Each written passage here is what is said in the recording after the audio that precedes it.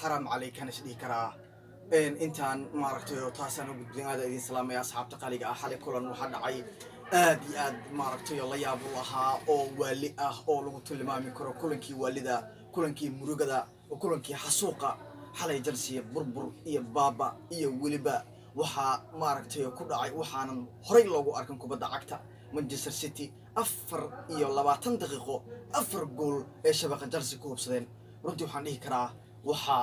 ay Chelsea lagu dhigay waa wax aanan kubadda cagta ah aanan wali ku arkin 24 daqiiqo oo 4 gool iska dhalinayo carabtu waxay tiri al hada huwa al batiq al kabir wa hasiq al laqiq waa wax aanan la filan karin oo aanan marnaba la maqli karin ayaan markaa aan isdhihi karaa kulankii xalay markaa dhacay oo ka dhacay garoonka Itihad Stadium mar haddii lagu qabto wallahi hooyoy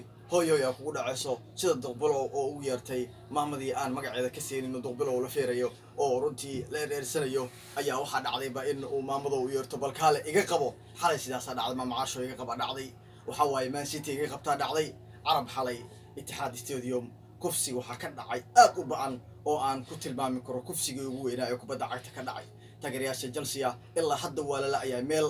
jaan iyo cirib dhigeen Seri oo kulanka markuu uu dhamaaday kadib macallin Guardiola oo salaan la soo aaday wuxuu yiri salaantaada ma rabi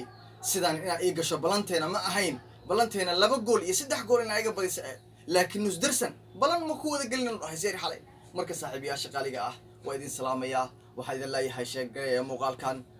sidoo kale waxa idin leeyahay commentiyadana iyo aragtiyadana waa idin muhiim Maxamed Ibrahim Karama ayaa idin salaamaya xilli kastana waa idin la wadaagi doonaa kaftanka isboortiga salaan iyo kala tagay idin leeyahay saaxiibayaal